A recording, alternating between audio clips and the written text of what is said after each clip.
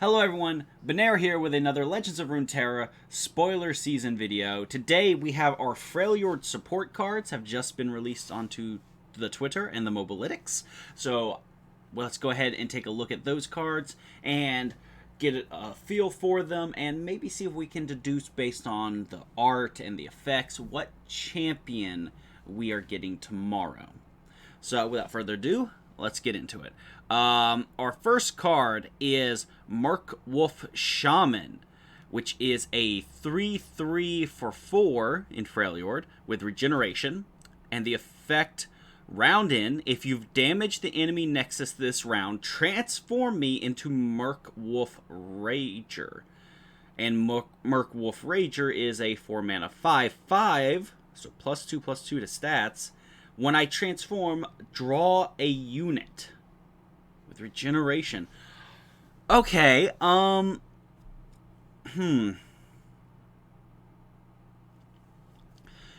I instantly think of when I look at these two, both the transform side and the non-transform side, but I think of the Babbling Bjerg.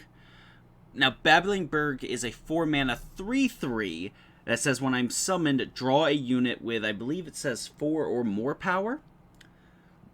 This just draws a unit, and it's when it transforms. And you have to have dealt damage this turn, but in the Freljord, that's not hard to do at all. It's a 4 mana 3/3 regenerate that becomes a 5/5 for 4 at the end of round. And it replaces itself when it transforms. While not as specific as Babbling Bjerg, and sometimes you want more specific, because the upside to Babbling Bjerg is that he doesn't draw your early game cards. He doesn't draw your Raiders, he doesn't draw your Omen Hawks, or your Stones. He just draws the big powerful units, which is usually what you want.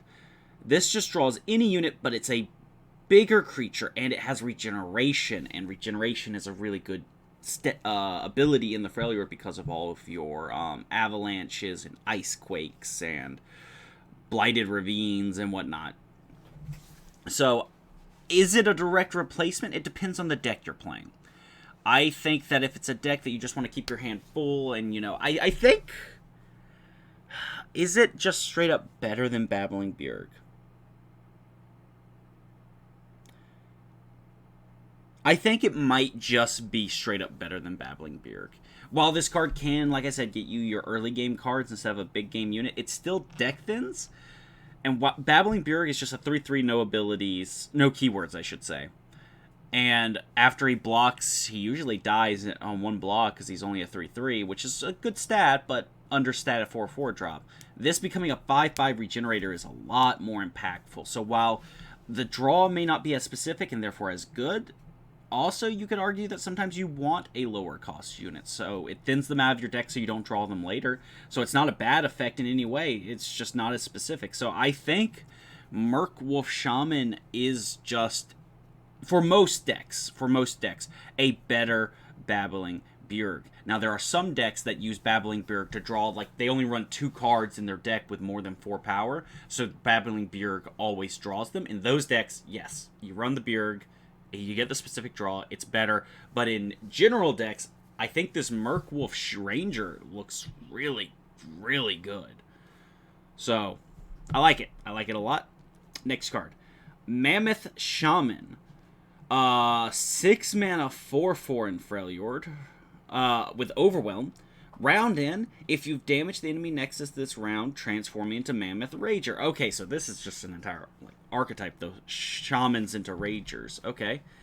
And the Mammoth Rager is a 6 mana 6/6, so again, it gets +2/+2 to its stats with Overwhelm. Round start, grant me +2/+2. Ooh.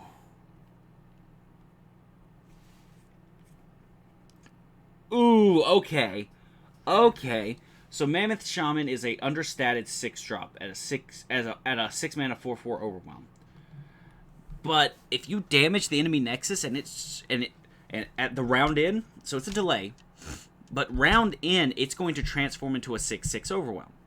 That's at round in. Round start, it gets +2. So really, if this thing transforms, it is the turn it's usable as the Rager. It's a 8/8 overwhelm for 6. That becomes a 10/10 overwhelm.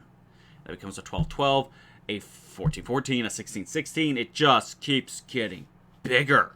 I really like this card. I think this is a little nutty.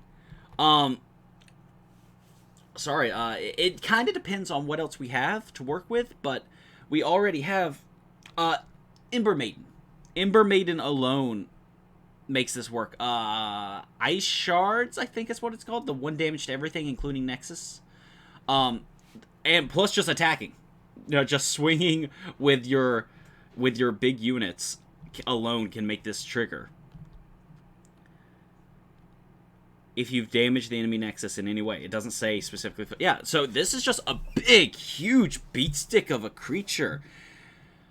Yeah. I like this. I like this a lot. I think that this is a powerhouse card, actually. I think it's incredibly powerful for a 6-drop. It's an 8/8 overwhelm for 6. It has a condition, but it's not a condition. The only region that would make this easier would be like P and Z.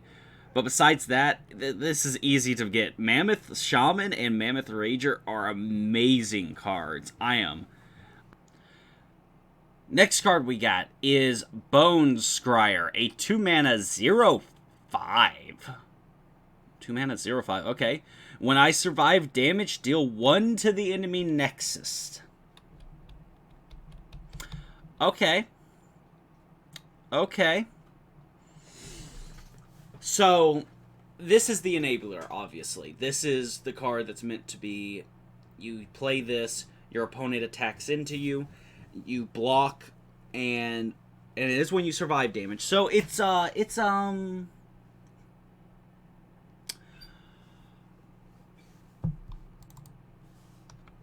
what is it called?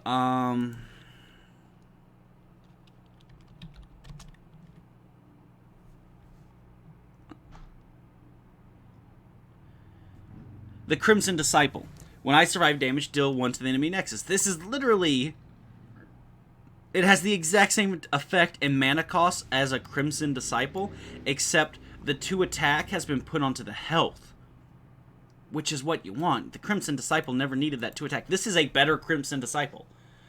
Some people might disagree, saying that, you know, the 2 attack allows you to get damage in on an enemy unit. I say I'd rather, if this is the type of effect I have, the I survive damage to do thing, I'd rather have more health personally.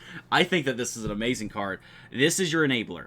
Not only does cards like, well, Avalanche in particular. Avalanche will allow you to deal 2 to everything, he'll survive, and then he'll deal 1 to the enemy Nexus, which means you can then play your Shaman cards, the Mammoth Shaman or the Merkwolf Shaman, and they'll transform on the instep because he survived damage. Or, more specifically, in the way I'm thinking about it, is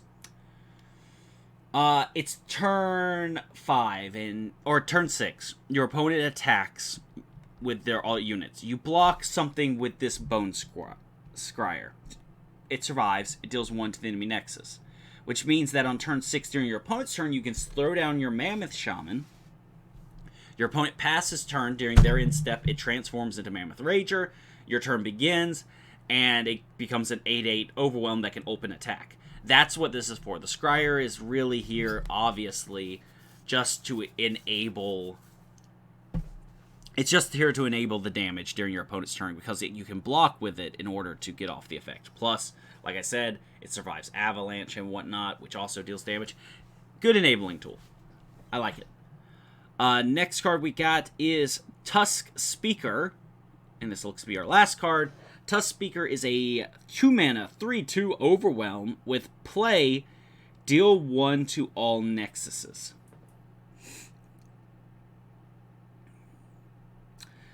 Play to deal 1 to all Nexus. Okay, so it has the same stats as the Raider, except instead of having 1 health and tough, it deals 1 to all Nexuses, which means that late game, you can just drop this down and get your 1 damage off. On turn 6, you could play this, and then play your Merkwolf Shaman, and he'll transform. Something along those lines. It's not bad. It's a good enabler. It has good stats. 2 mana, 3/2 Overwhelm is not bad. Like I said, it's the same as Raider. Raider just has 1 less health, but has Tough, which effectively makes them the same health, effectively. So it's the same stats as Raider, except on play it deals 1 to both Nexus, but you really don't care about that. So it's good. Not much to say about it besides that. It seems like a good card. It's gonna enable these transform effects. We're really gonna have to wait till tomorrow, because while we got a lot of cards to look at, 2 of them are transformed creatures. So really, we only got 1, 2, 3, 4 cards today, which isn't bad. It's the average number for the pre-champion day. And I had been saying that I think I had no evidence, of course, but I was hoping Volibear or Ornn was coming out tomorrow. But now that I'm looking at these cards, I think it's safe to say that we're getting Udyr. Like it has to be Udyr, right? With all these shaman cards that transform into beast. Like, if that's not Udyr, I don't know who it is. Like, not only that, but these antlers right here. I don't know if the antler and tusk and all that. This just screams Udyr design. The saber-tooth tiger hat on this guy's head. Like, these are just Udyr cards. They're screaming big shaman Udyr energy. So that's what my money's on. My money's on Udyr coming out tomorrow. I haven't seen any confirmation, but just judging off these cards, I think it's safe to say we're going to have Udyr, and he's going to have some transform shenanigans going on with this card, which will be interesting considering champions already level up. If Udyr, and I could be completely wrong, like these cards could just be part of a different archetype that I'm not thinking of, but if we do get Udyr tomorrow, I am going to be interested to see if he does do the whole stance change thing. Udyr's rework is coming out in League of Legends soon. Originally, he just did like a turtle stance, a phoenix stance, and all that, and it did fire damage. And the turtle stance let him tanky. The bear stance made him faster, and the tiger stance made him attack quicker. But they're changing that, where Udyr doesn't draw his power from spirit animals, but from the deities of the Freljord. Which is the Volibear, Ornn, Anivia, and I forget its name, but I think it's a stag of some kind, a big deer creature, and those are the guardian deities of the Freljord, and that's where Udyr gets his powers from.